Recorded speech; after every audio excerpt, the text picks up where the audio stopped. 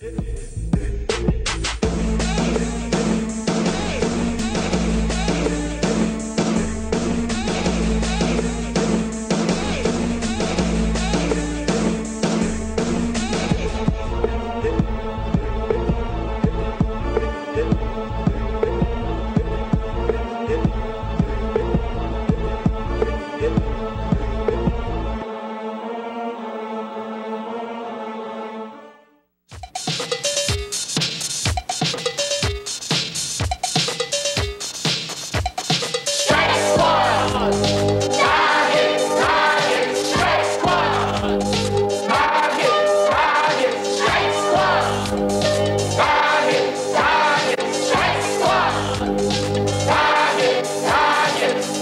have a good thing going. Togetherness make it so. So while the mobile land is flowing, love for people to know.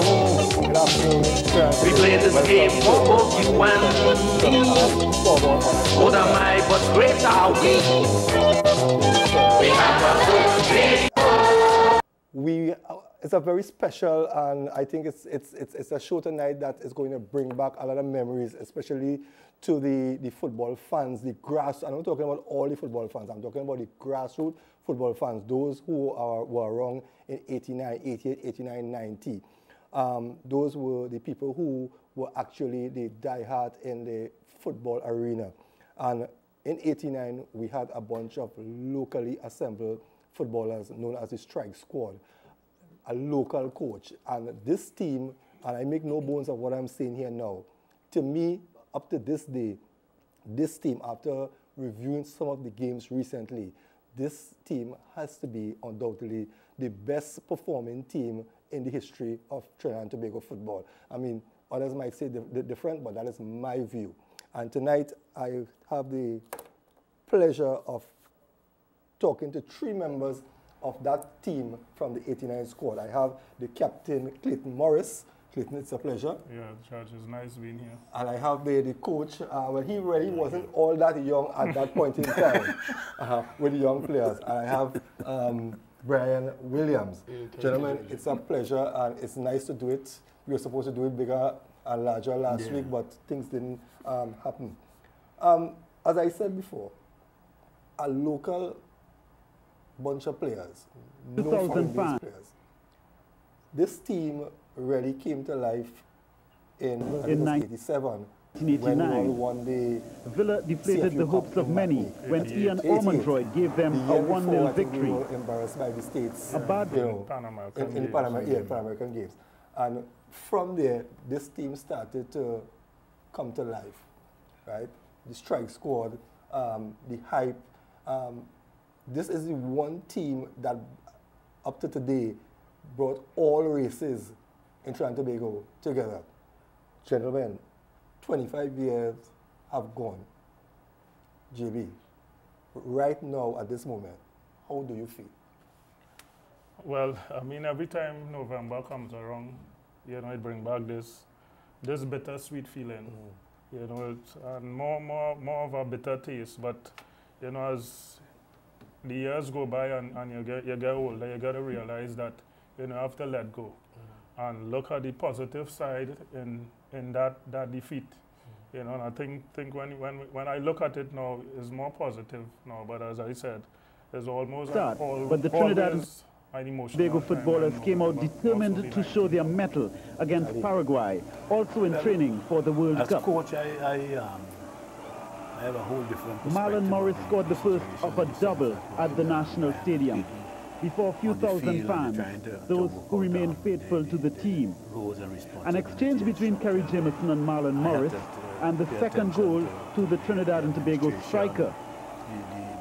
The financial part of it, because I remember one time when we had our first game, World Cup game against Guyana. Because I would like to just make this clear. I was employed with the Ministry of Sport. I was never employed with the Football Association.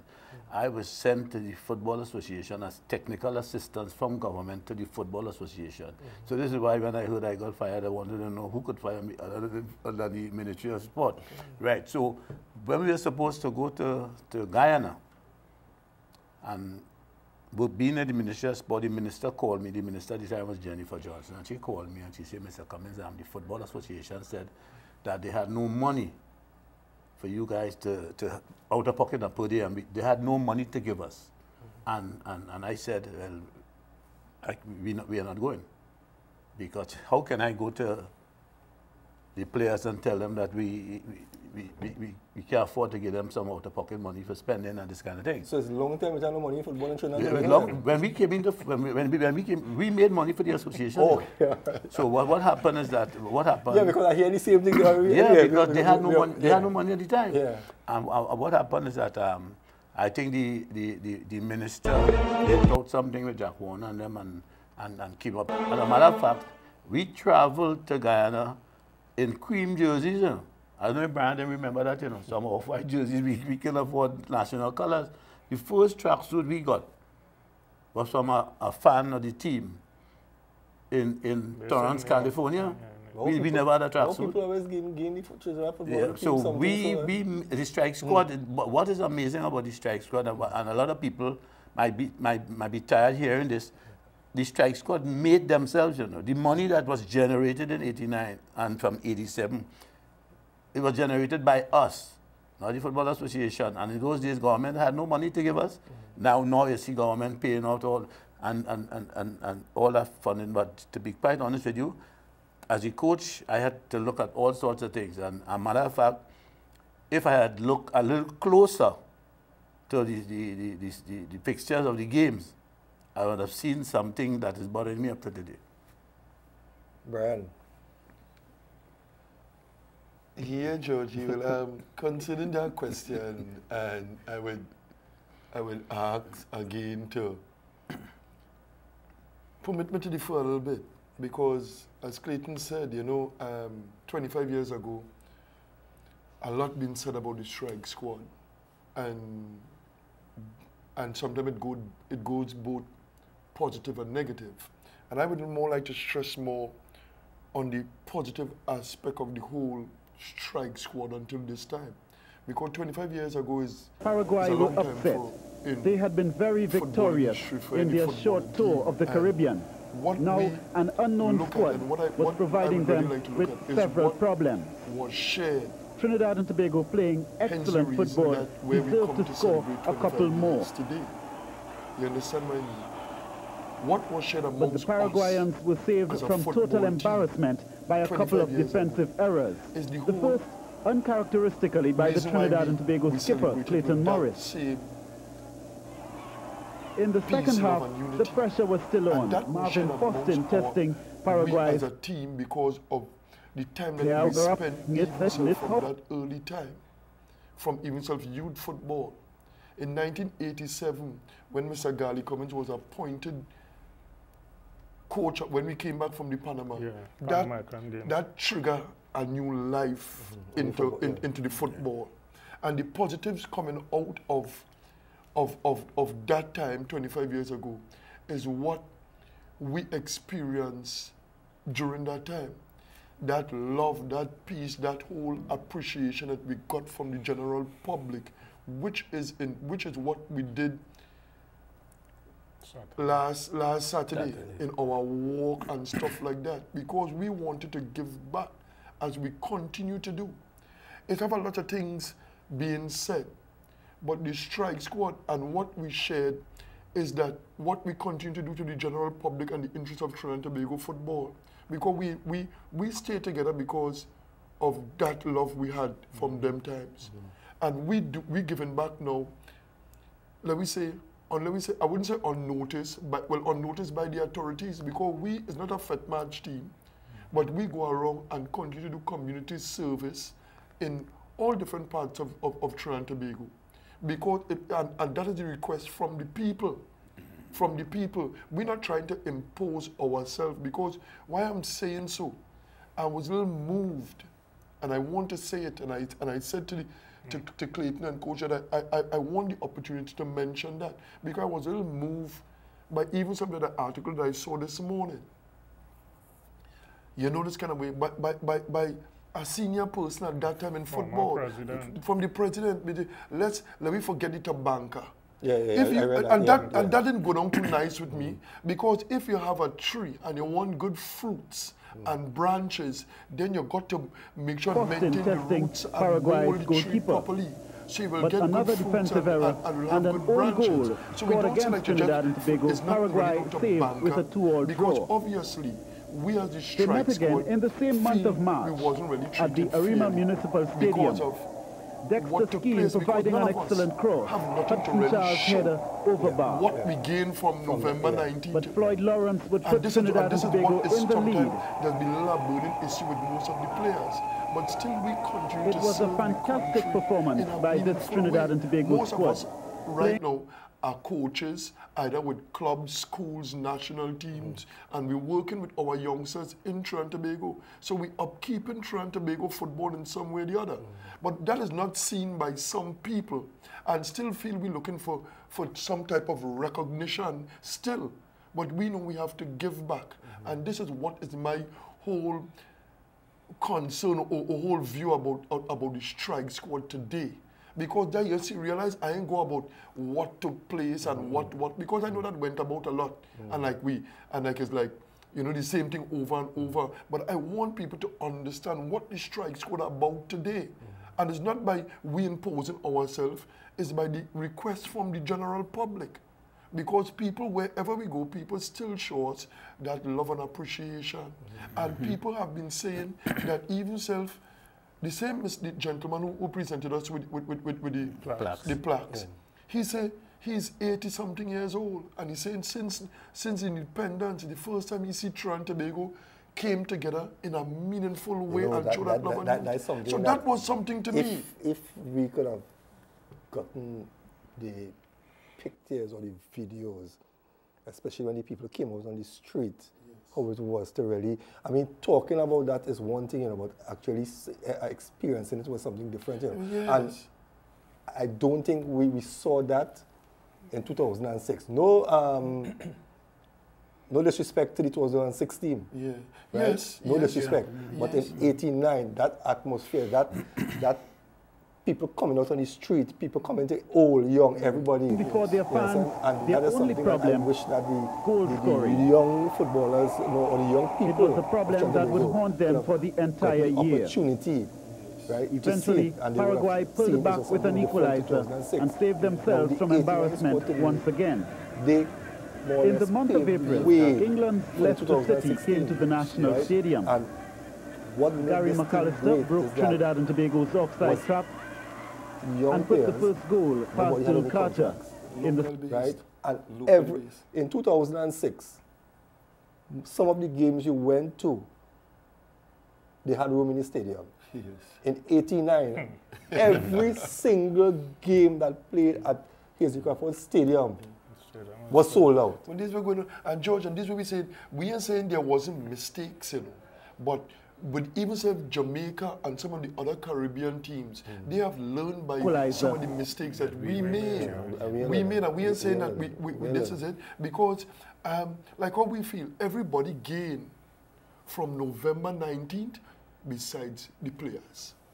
The nutsman, the vendors, the everybody, the administrators, the everybody, the advertisers, the TV station, Eventually, everybody Paraguay pulled back with an equalizer and saved themselves from embarrassment once again.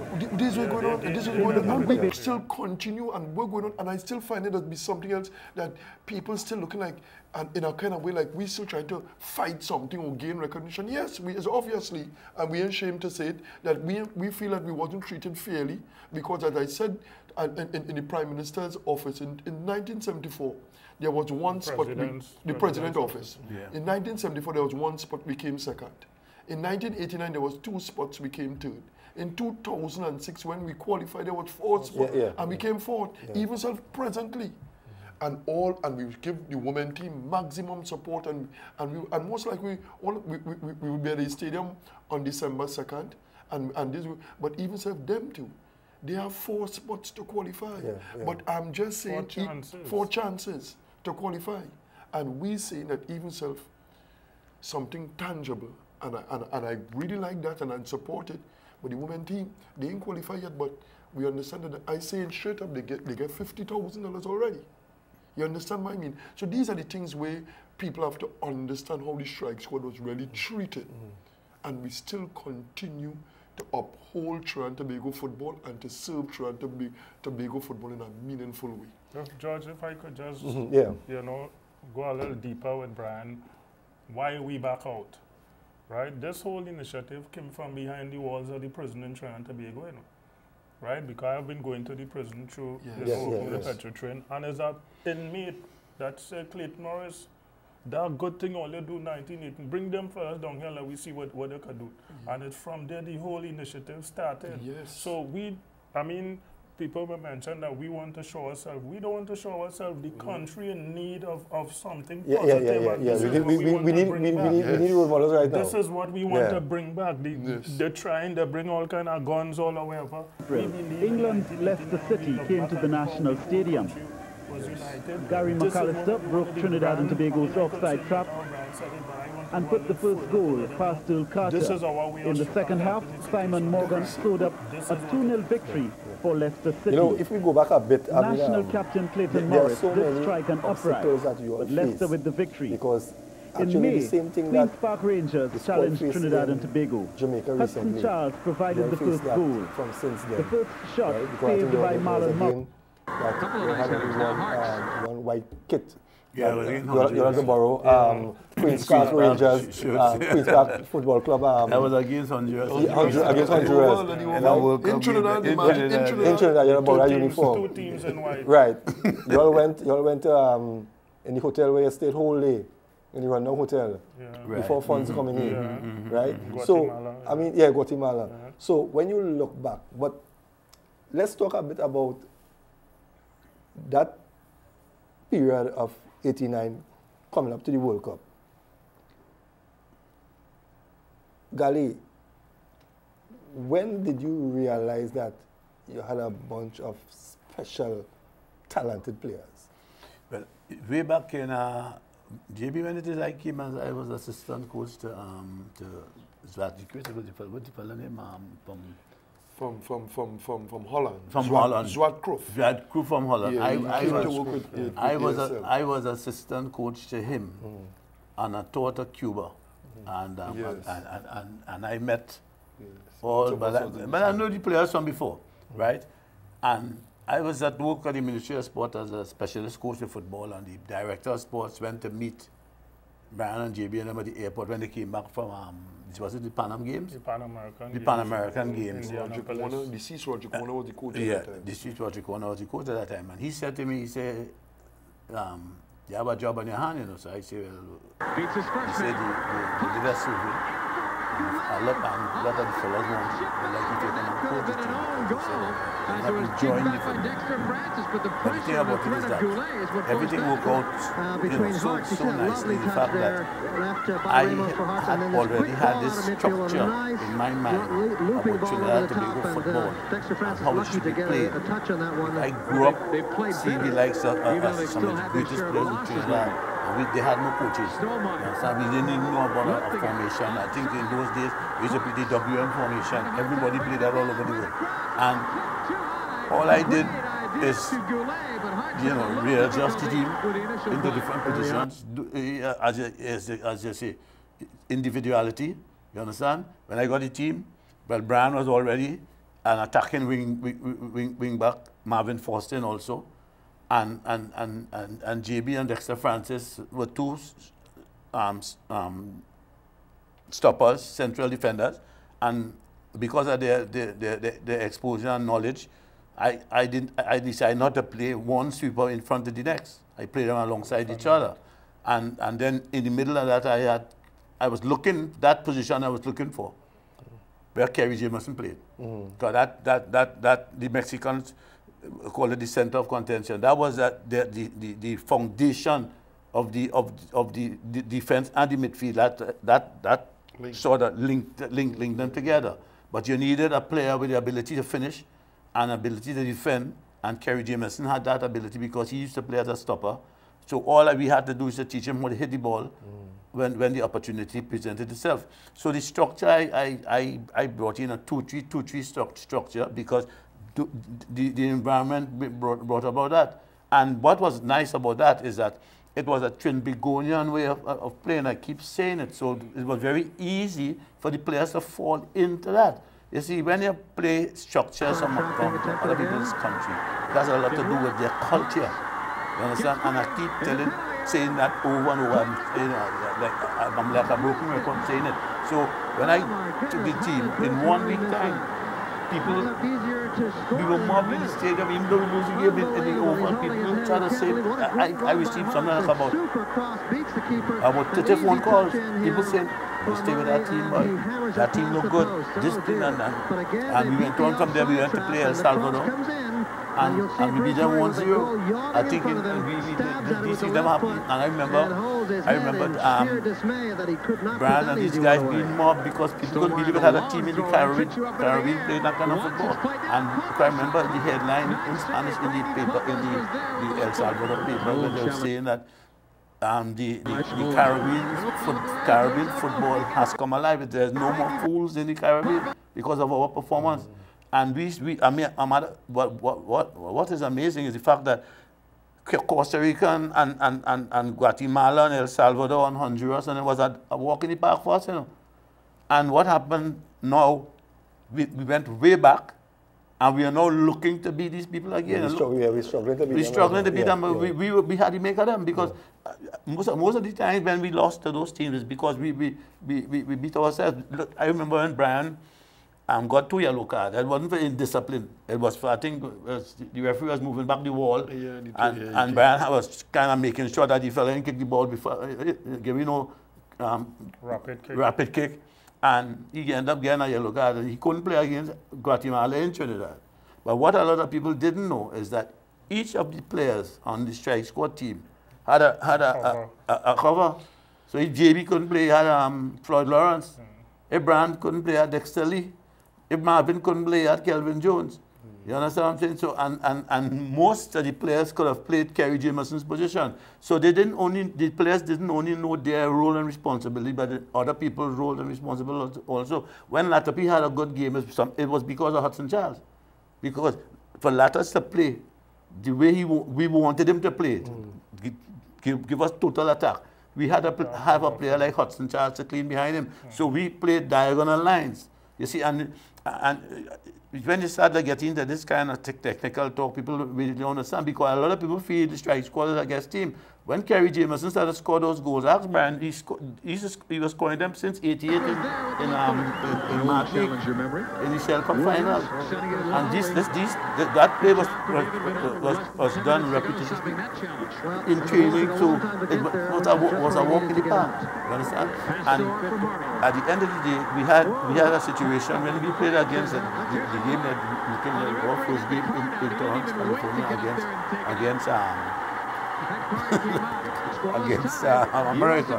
The game we draw 1-1. We were talking about that. The first time Brian or Gio Clayton stayed, the first time you see a diving header, a pass. When Brian pulled it, I think the seat eventually, Brian put over a ball for Hudson dummy. And Marlon Morris dived towards the ball and headed through the space for Hudson to pick it up. And he scored. And, you know, if you look at most of the goals this strike squad scored, they weren't lucky goals. They were well-orchestrated goals that came from the organization and team play.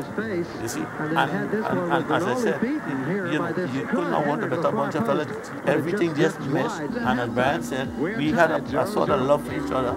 And we still do as adults.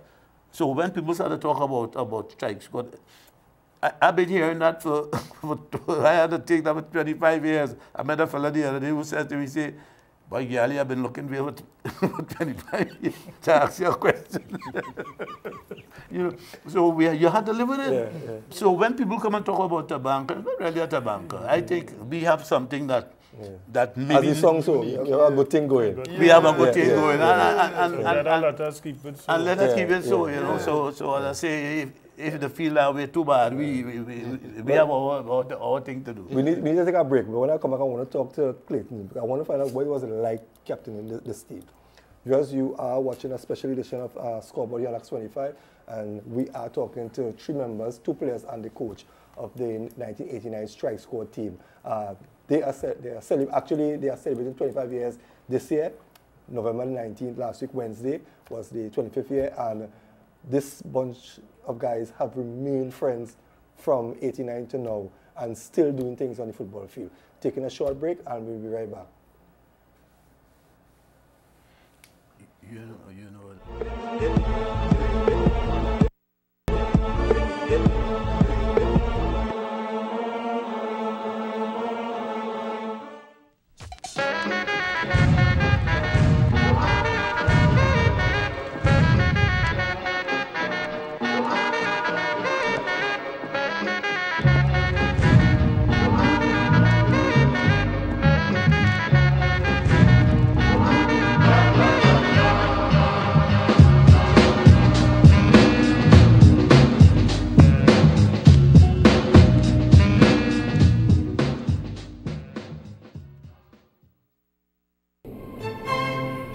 Don't text and drive. And don't talk without your hands-free device while driving, no matter the circumstances. Be aware, be alert, be attentive, even if you're late for your wedding.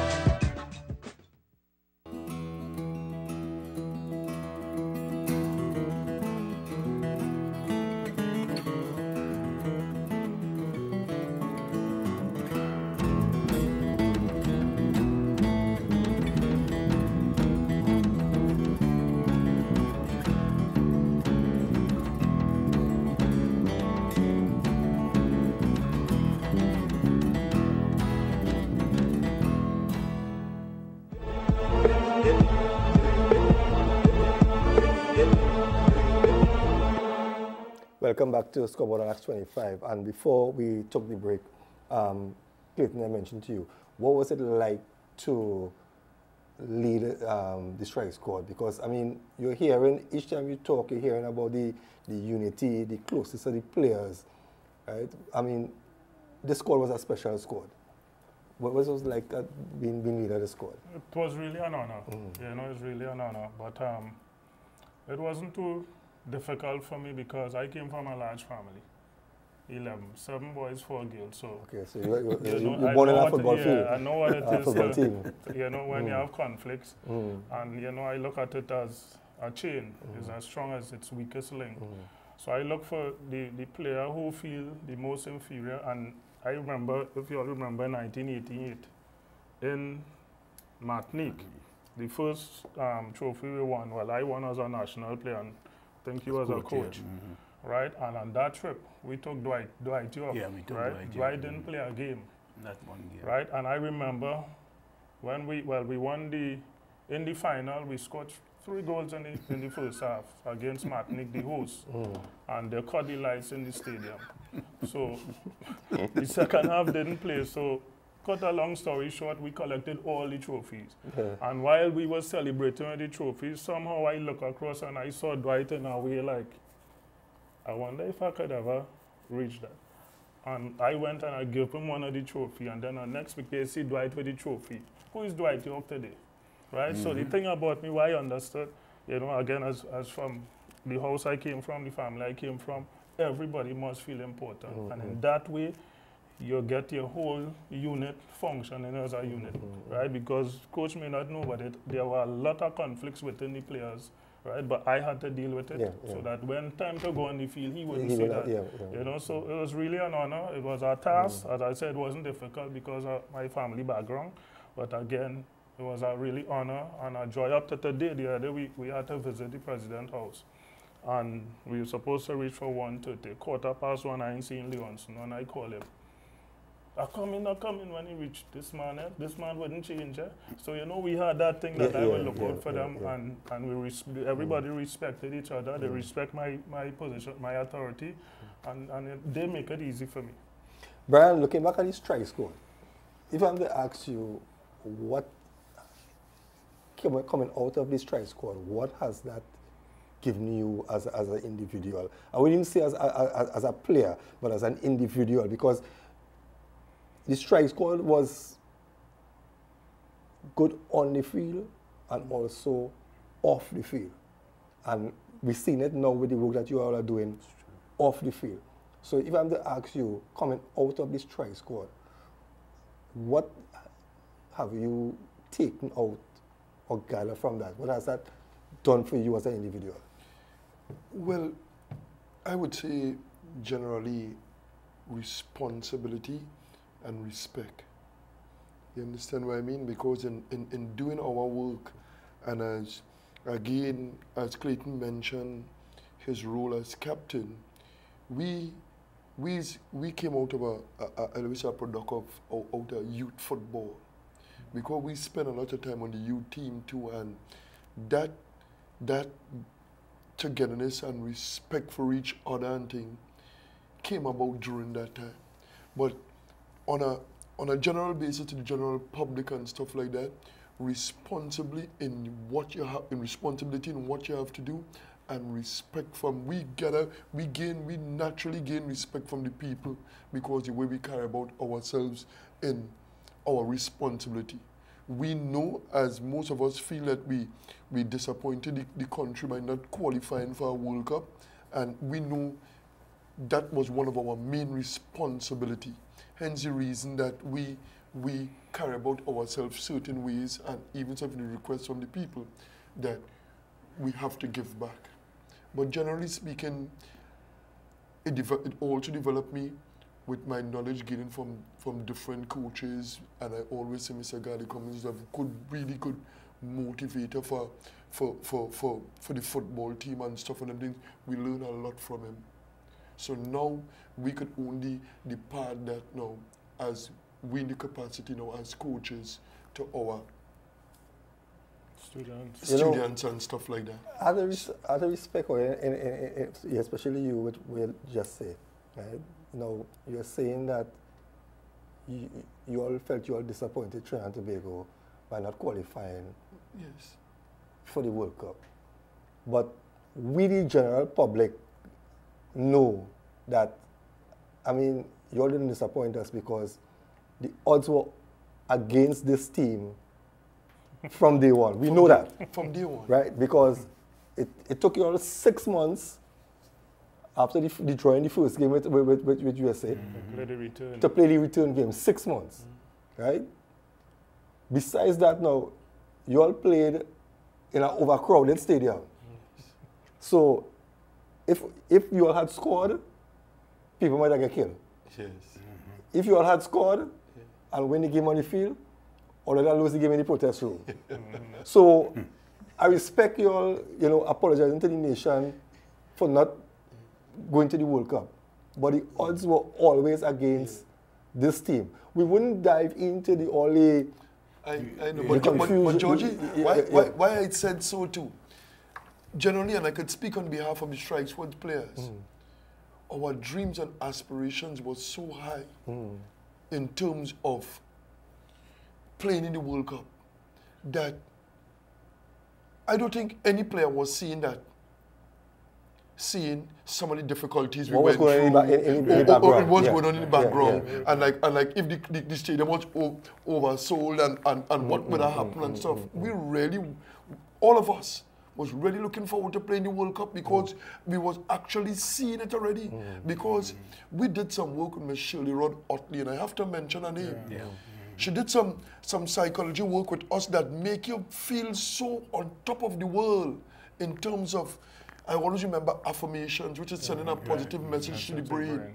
You understand? When we had to use affirmations and saying we are the best, and those type of things was driving us on to nothing else but World Cup dreams, So I see even when I coach, I tell my players you have to have big dreams. If you playing football and you have big dreams or you want to play at the highest level, so well, Mr. Man, you're making my work harder. Mr. Man, you're making my work harder. You must have big dreams and want to do well. So I think that similar approach that was running through nearly every strike coach player, because to stay at Forest Reserve for nearly 9 months, when you hear monkey and thing balling in the bush and nothing else to you, it was no easy thing to deal with, you know. It was no easy sacrifice. Because you were staying together for 9 months. You telling me in Forest Reserve, in the bush, when I tell you in thing, confined. So it had nothing else to deal with besides football. Sometimes coach will be all right, take a little day or two and go, man. We say family, this is what and everything. And we back in Forest Reserve because we had nothing. You have a parlor to buy nothing or nothing like that. So we was really well committed and really dedicated to what it was about. You know what I mean? And seeing that we didn't achieve it because of, all right, wherever, it's difficult for me to say we feel a little disappointment. All right? What was your feeling at the end of the game?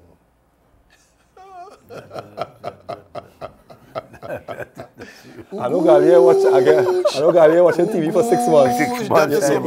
What was your feeling? Because you know, I mean, people seen you all at the end of the game, but nobody know the feeling. No. Yeah, nobody knew that feeling difficult to explain, you know, George. Really difficult to explain, you know.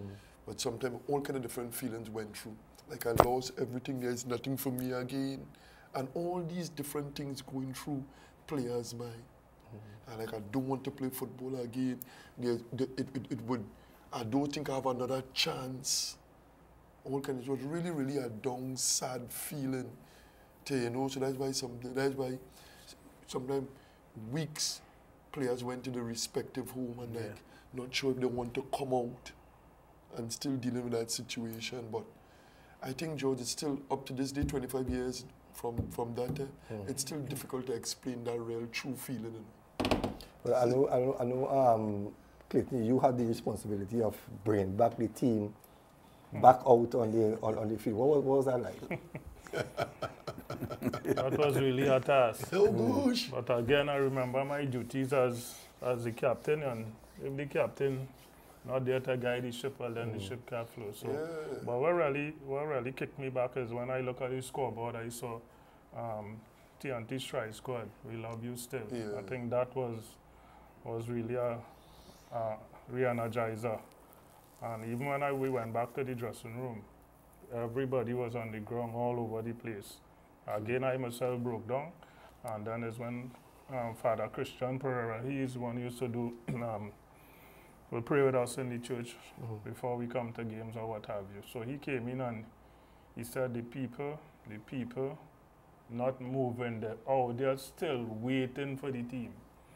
And I had to go and pick up everybody from the ground. Right? And then we went back out. Even when I walk out there, I too couldn't. And then a guy who was holding the flag, not this flag, man, I've won before. He put the national flag. I think that gave me some more energy, you know, to really hold that flag. And we made that lap. And Brian just mentioned after how we all felt. We didn't feel to do anything, but we still went and filled some commitment we had to some schools. We went around to them schools, despite of how we were feeling. We went around to schools, and up to this week here, somebody was telling me, Mr. Morris, well, they are grown now. You all came to our primary school, and if you know that, help us. I can't remember. We had gotten a holiday, right? Next day was a holiday. I remember. Yeah. Declared a holiday. Whole action until we wasn't ready. So that week, we still had some commitment. We went around to school we had commitment to the what was your feeling at the end of the final? Well, before we get to that, I also want to say that, to link now what Brian and Clayton been talking about, what I always do, and I am sure they will agree with me, is that I lead by example. Yes. If I tell them, fellas, and them, hey, listen, be training at 4 o'clock, I'm there at 3 o'clock. I just see just recently. I never double talk. You know, they have coaches, you go someplace with them and they are kind of drunk and the players seeing them and them kind of thing. You know, I maintain my self-respect among them fellas that I don't want to call them no name, but they have some coaches, as soon as they get in that party, you know, they forget the team. You know, I make sure that whatever we share with the team. We talk to the coach, I mean the captain, or we talk to Brian, and everybody knew exactly what was going to take place. But what really was amazing is when after we played against Costa Rica at the then National Stadium, H.G. Crawford Stadium, and we tied 1-1. And we were staying at Alicia's guest house in Port of Spain, in St. Anne's. And after the game, I mean, we were practically mocked by the people. Everybody, aunt and uncle and then want to come in dressing into the hotel to talk to the nephew. So we couldn't get the kind of privacy we wanted. And so this is why we spend most of our time down Forest Reserve, because Forest Reserve was the ideal place for a camp. I remember I had this lady from the Express who was telling me she heard the fellas staying down there beyond the will and all this kind of thing. I said, no, I'll pick you up one day and I'll take you down. We even took Osman down, the referee down there one day, because we wanted people to see. Our team was so close that the game we're looking at there in Torrance, California against USA. When we got to the hotel, we had a lot of former national players and the members of the public came to the hotel, and our players were hanging out with each other.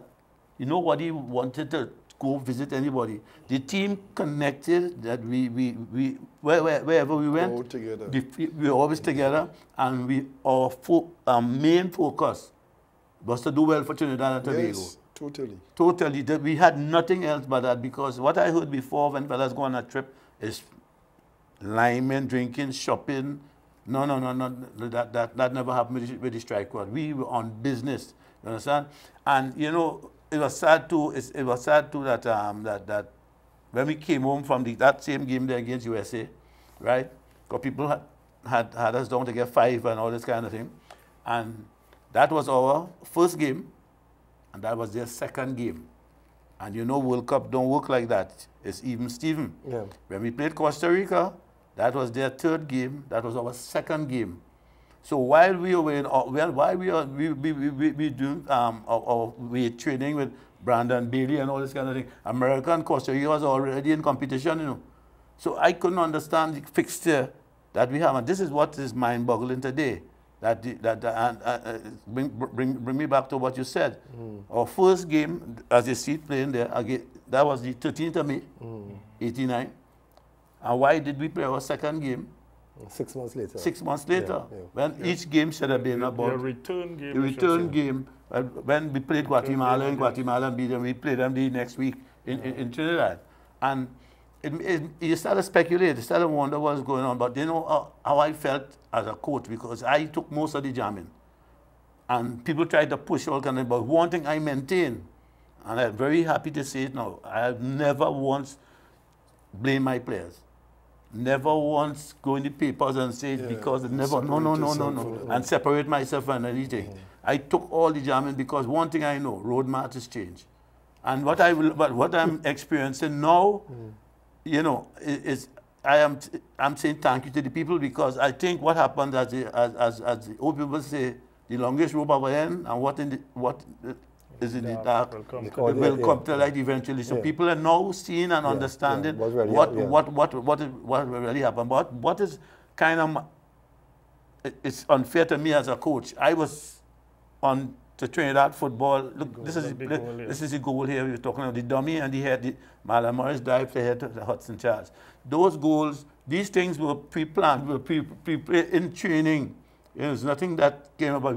These guys did it time and time again. Yes, as I was saying, Georgie, that so people were saying all sorts of things about the team, this, and I couldn't understand. You understand? Why all those negatives? Because we had a team that could have continued to 1994. Yeah.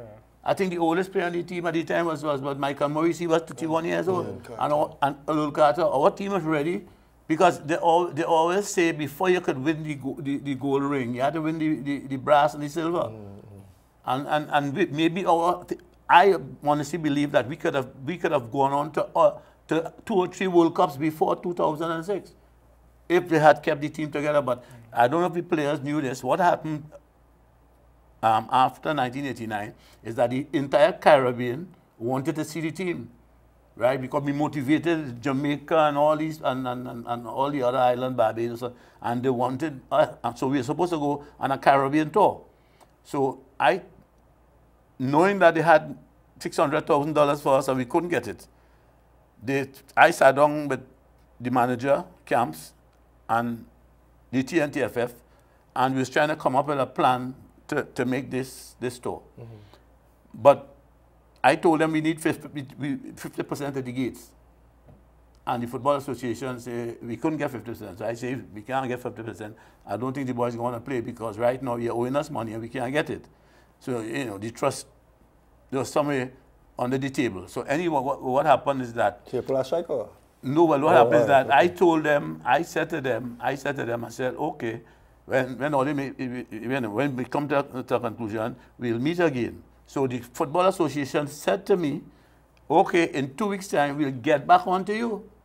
And the next day, I was downtown shopping and somebody said, boy, I hear all they get fired.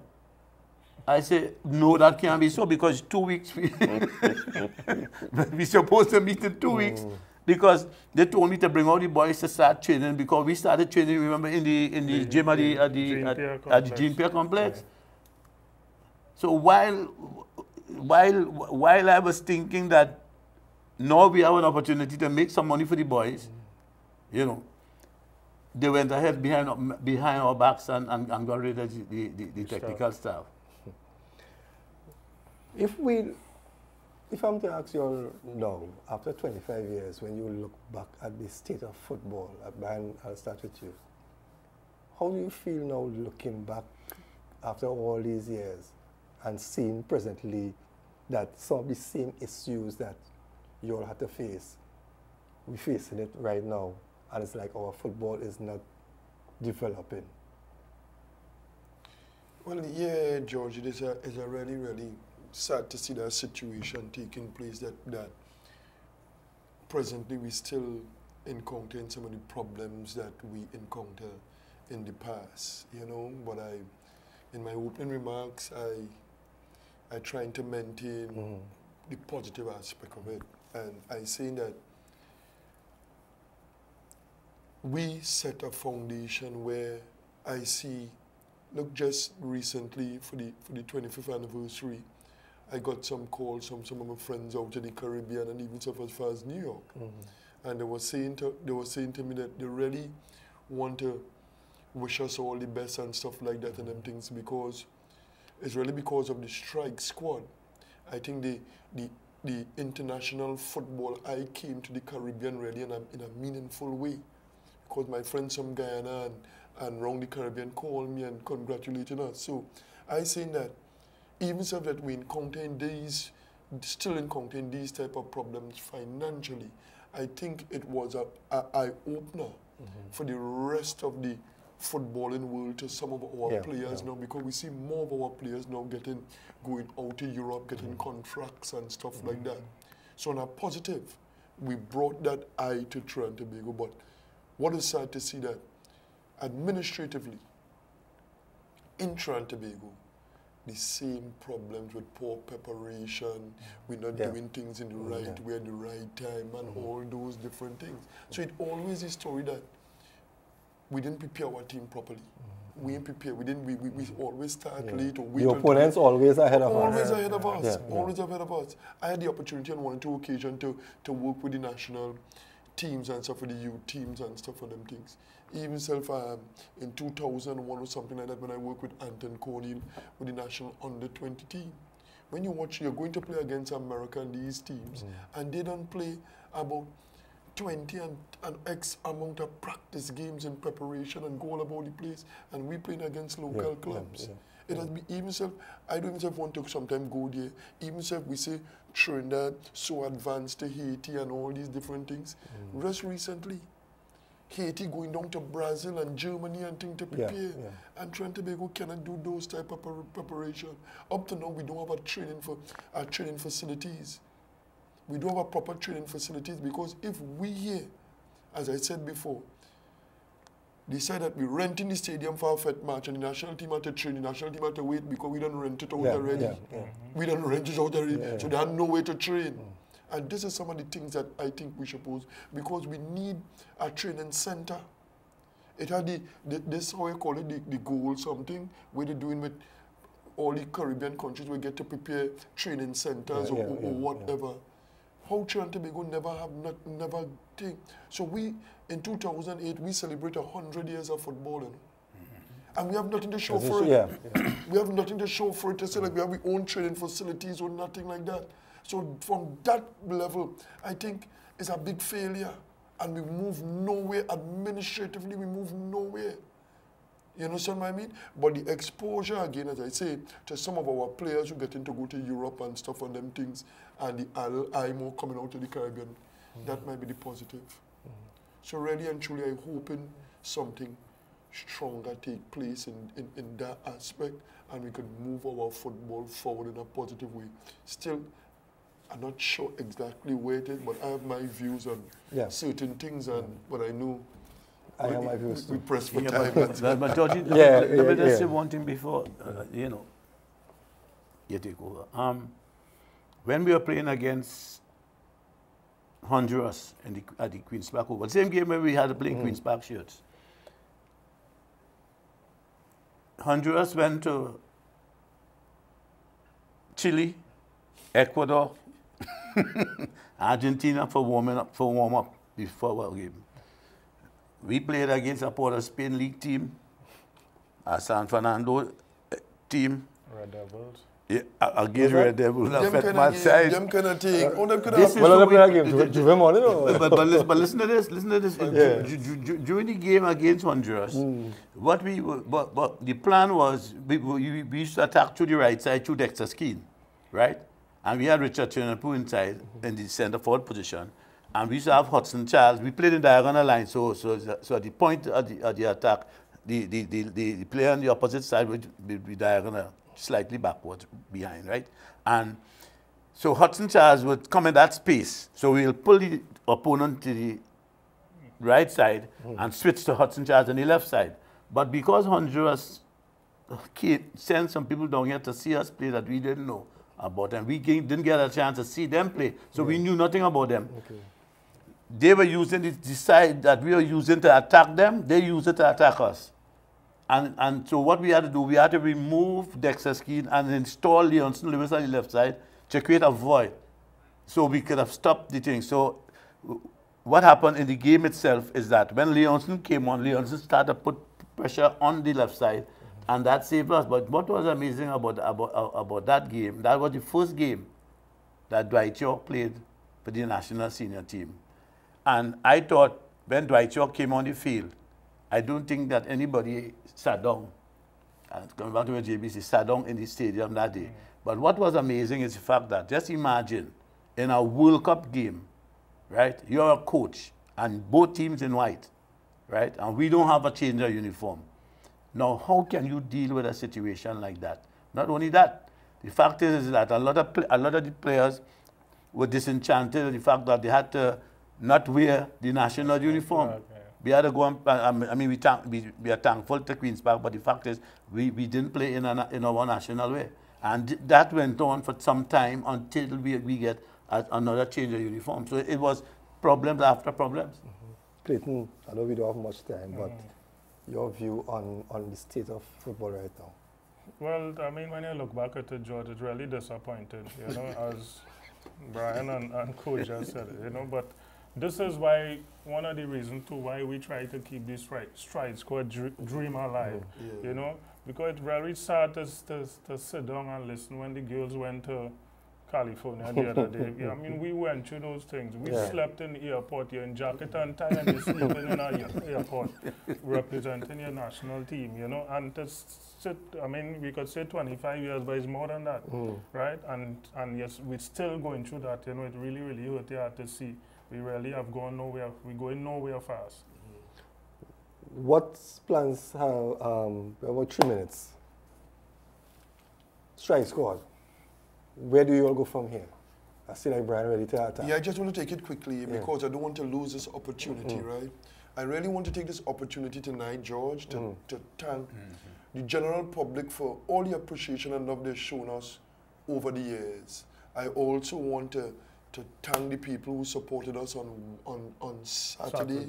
With our walk and thing. I think it was really nice. I also have to make special mention to Mr. Frank Clark and his wife, because without them, I think the whole 25th anniversary might have died a little natural death, just one of the years passed by.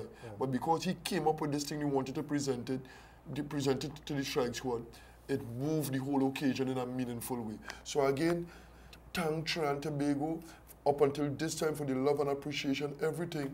And we as the Strike Squad will just continue to do what we have to do. Right. And it's nothing about no tabanka. It's not about no banker, nothing like that. It's not about banker. It's only love. Yeah, we just want to give back now. Yeah, we just want to give back in a meaningful way. Yeah. George, I just want to say, and this keeps slipping me. And you said we want to thank God for, for all of us being healthy. But right now we have Philbert Jones, who is recovering from knee reconstruction of his knee. Okay. And we want to wish him a speedy recovery. Right. Well, Philbert, again, our prayers with you, and we know you'll pull through.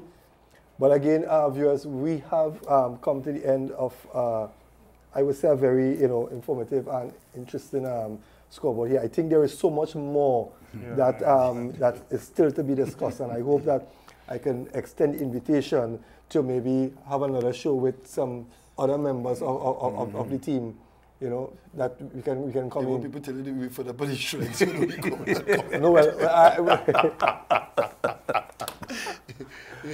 we don't have 1 minute. I don't think I think the diehard and the supporters of football will always appreciate hearing you. Like I would really like to extend that invitation to a couple of the other guys, if you go and meet them, but really to hear their story. Well, viewers, we have come to the end of Scoreboard here on Act 25. We're still celebrating the 25th anniversary of the Strike Squad. Stay tuned to Act 25. We're going to bring extended highlights of the Walk for Peace that was held around the stadium, around the Savannah last weekend. So keep viewing Act 25. But we want to thank Clayton and Brian and Coach Gali Cummins for coming here and spending some time with us. And we know, I mean, the Johnny Come Latelys would not appreciate these guys. The diehard footballers will appreciate them because they know what they have done for football on and off the field and still doing, because you heard what Clayton said. It all came out from the guy in the prison. And we want to thank them again, and we want to wish them good health. We never know, we might see Gali coaching the national team sometime again. But we got to change it from Strike Squad. I don't know what's going on. But one never knows what life holds. Or maybe we might see Brian in charge of the national team. But I think we're out of time. But again, gentlemen, thank you very much. We appreciate you all coming here, and we'll chat with you all again. It was nice. George. Viewers, we have come to the end of Scoreboard. I'm running fast for time. There's a repeat of this program tomorrow at 12. There's also Legends at 9 o'clock. We have timeout. Okay, well, timeout. Don't forget tonight, Benedict Snaps, South Zone Intercal Finals, 10:05. We go on. Strike Squad! Target, target, Strike Squad! Target, Strike Squad! Target, Strike Squad! Target. We have a good thing going. Togetherness make it so. So while the mobile land is flowing, love for people to know. We play this game for both you and me. What am I, but great are we? We have a good thing.